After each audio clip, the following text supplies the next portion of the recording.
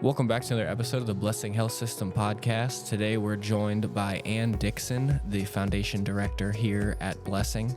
Thanks for joining us, Ann. I'm glad to have you.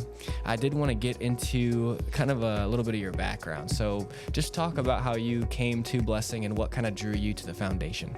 I came to Blessing 42 years ago this past Sunday. Amazing, I realize. I started out, my degree is in public relations, communications, journalism from Western Illinois University and also John Wood Community College. And I came to Blessing as a public relations assistant and started in December of '82 and did that for 22 years, left there as the director of PR, and then I was asked to move into the foundation and actually did both jobs for a while, about 3 years. But the Blessing Foundation, I was asked to move in there and really open it up to more opportunities and activate the funds that we had been given as a health system. And so that's where I've been. And I was a little stunned myself to hit 42 years recently. So that was very exciting. Blessing's a great place to work. So what kind of impact have you seen in the foundation, like over that tenure? You know, how did you start? If you could compare that a little bit to now, just the people you've impacted, and just, I'm sure you get a great amount of satisfaction when you do see those success stories. Yes, we do. So when I moved into the foundation, it had been operating in a way to help patients, but it certainly was much more based, I believe, on a phone call to somebody. You know, hey, we have this situation in the ER, baby needs to be flown out, family needs some cash for gas and food and that kind of thing. I was asked to formalize the process. So we had a lot of buckets of funds from donors, and today we have about 70 buckets of funds, and to activate a grant form. So the team and the foundation at the time, we created a grant form that has now morphed into a much more electronic process and faster process, of course. But anybody in the health system, care coordination especially, they can activate the need when they see a patient that is medical necessity, financial disability, community resources are exhausted. So we now we simplified how to ask for money from donations that have come in to help people in need. And that's what I did back in the early days of my time in the foundation, and it has just soared. So for somebody that is considering donating, what kind of happens with that money? Do they select what they want it to be used for, or how does that process work? Mm-hmm. Yes, so people that gift us money always are asked, how would you like us to place this? It is your choice. We try to guide them to our existing funds, of course, but they can say, for example, I know that my husband suffered in the cancer center and he really wanted a high neck chair to sit in when he was in the reception area. So we actually this is years ago, but bought a very special easy boy type chair where somebody had a neck rest, with that chair. So I will personally see that through and make sure the amount of money is utilized for that purchase, but also working with our health system to make sure, we want the chair, we can utilize the chair. It's all of the special fabrics it needs to be for the health system, all the regulations we have. So it's a fun process for me to work with all the people that it needs to go through to acquire such chair that a donor wants to buy. So it's not that we always can do what donors ask, but we walk through the process and make sure the health system needs it, wants it, and can have it based upon all of our regulations, but also hopefully make the family happy too. What is one of your favorite stories? Do you have a favorite story of, talking about a patient getting the help that they needed? And then I'm sure that the donor also, when you let them know, like, hey, your donation did this, this, and this, I'm sure that there's just a big sense of, joy and like, I really helped somebody with this. Do you have a story like that? I do. I have many stories like that, Justin. But one of the first things I'll say is I love to get back in touch with a donor and say, your $7,000 gift did the following things. And that has really happened. And they then feel extreme trust, I believe, with the Blessing Foundation to know that when they gift that money, it truly is going to patient care and things that they thought. The other thing I'd like to say is 100% of the gifts we receive literally are used 100% for patient care. We do not take money out of that for salaries, carpet, ink pens, paper. The operations of our office happen with investment earnings and real estate. We own 10 pieces of real estate. So the income from that helps pay for the operations side. Clearly separate. Totally separate, which is so wonderful and genius the way this was set up in 1983.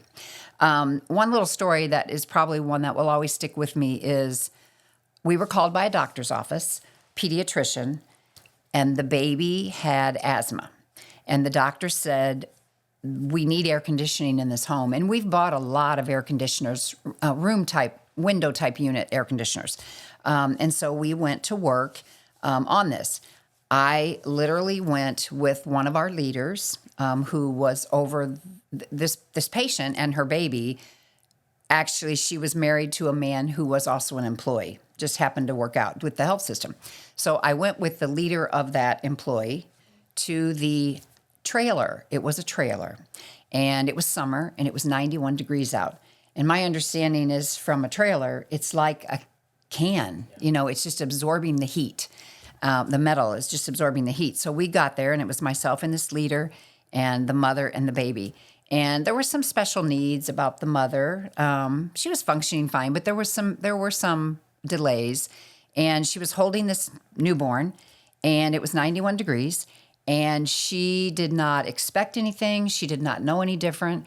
And we immediately knew we needed a window unit. So the first thing we did was take mom and baby into the car, and the four of us went to Home Depot, and just blasting the air conditioning, you could already see a change in the color of these two people, the baby and the mother. So we got everything we needed. We went back to the trailer. It was so shocking to me.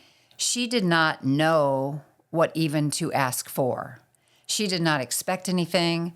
She didn't know any different. She was just in her trailer with her baby in this heat.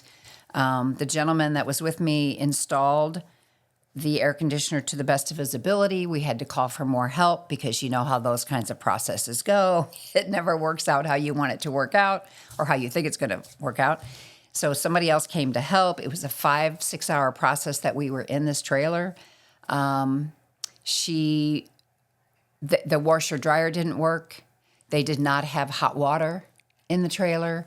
The floor had holes in it with cereal boxes cut and placed over the holes in the floor. And I'm assuming that was to keep mice out, for example. We did make a difference in that person's life. But what was so humbling to me is how she just was accepting everything that was in front of her. She loved this baby. The baby was well cared for. There were no issues there.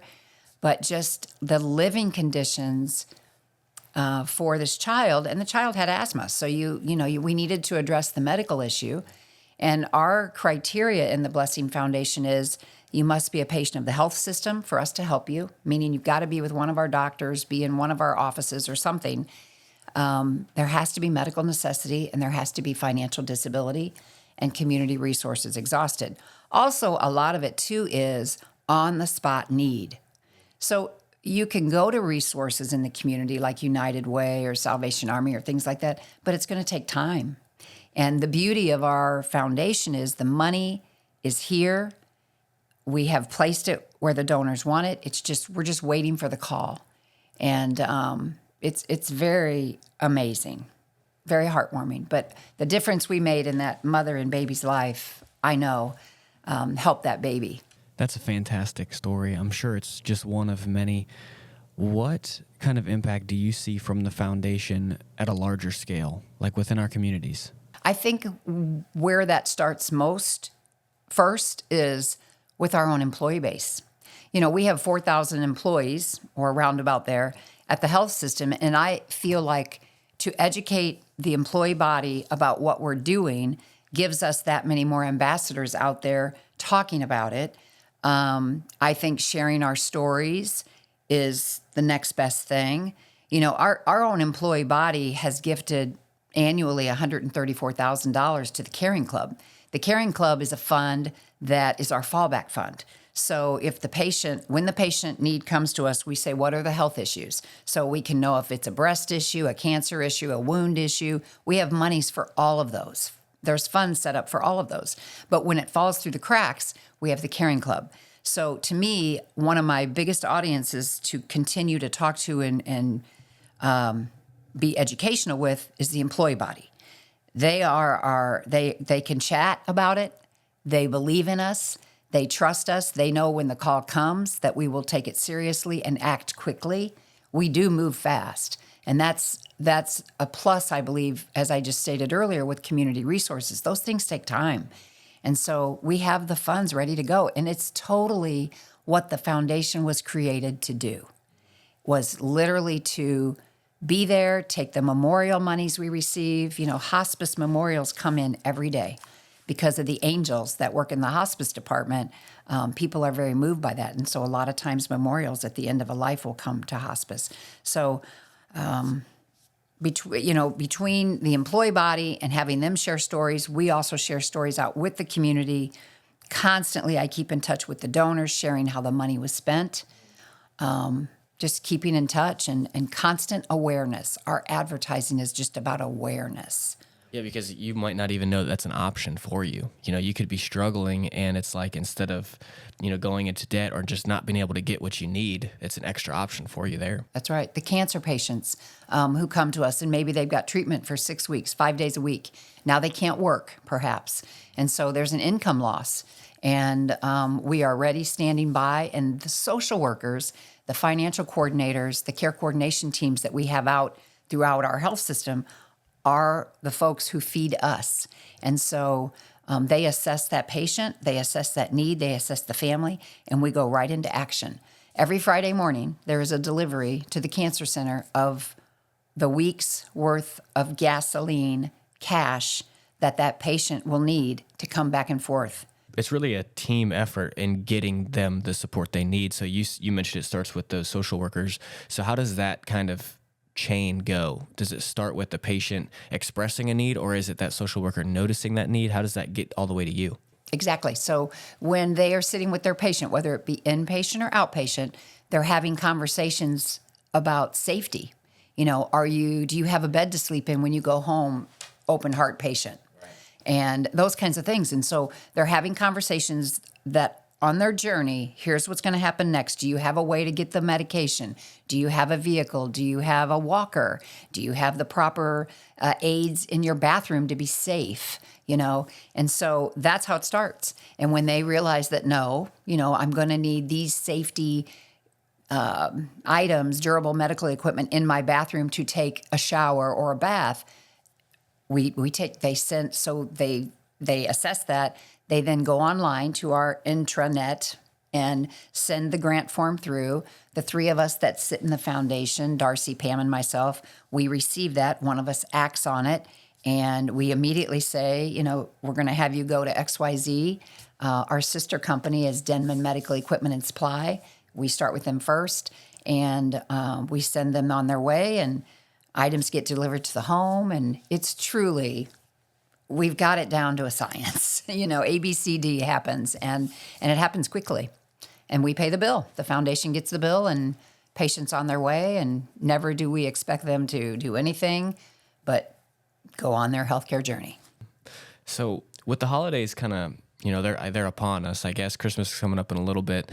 What are some of the things that you want people to consider? Is there any kind of message you would want to give them if maybe they're considering a donation? What kind of things are in need, like, typically around this time of the year that you see? So we once a year, around this time of year, we share with people that folks have a lot of things. Some people have a lot of things, and you want to buy your mother a gift or your sister a gift, but she really doesn't want anything else material. So we have a lot of focus on giving someone an honor card, which can be, instead of spending $50 on my sister for a new scarf to wear with her winter coat, how about I take that $50 because maybe in our family we've had a breast issue. Somebody's had breast cancer. And so I take that $50 and I send it to the foundation and say, I want to send Susie Q a note from you in the foundation directly to her, and I'm going to put $50 in the breast center fund. And so that breast center fund is totally for ladies who can't afford things as they're going through, a very trying time of a change, a real big change in their body, et cetera. And so honor cards are wonderful. And that's when it applies. Sometimes, yes, you do need to buy something in your family for Christmas, but other times there's many people who have everything they need. And so giving the gift of kindness to another on Christmas is a way you can go. Yeah, that is really interesting to think about. I mean, you're giving a gift not only to that person, but it's like it can benefit patients in so many different ways, whether that be equipment, just treatment plans, or helping them get to and from their treatments through gas money and things like that.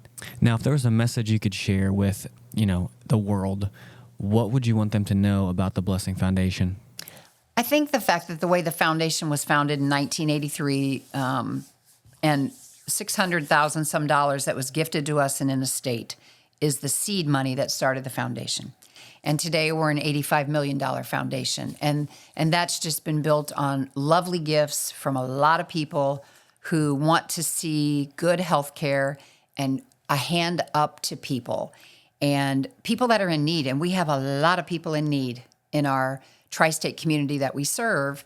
And there is never a question from any one of our clinics, our health systems, whether it's Pittsfield or Quincy, that we can help people and get on their journey to better health and to fix things that are going wrong.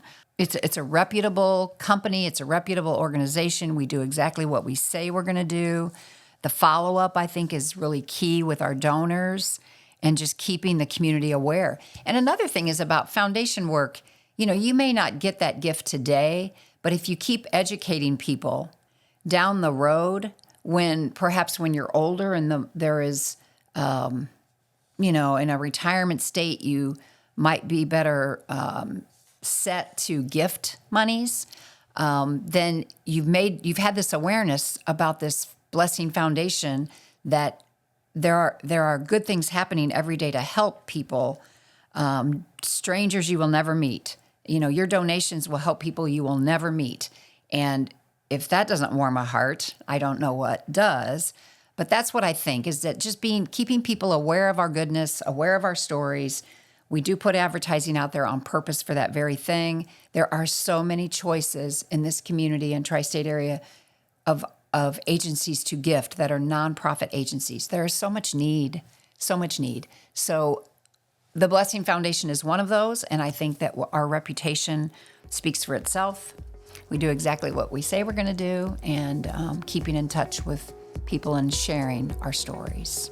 A big thank you to Ann again for coming on with us today. Guys, if you are considering a donation, please go to blessinghealth.org/giving.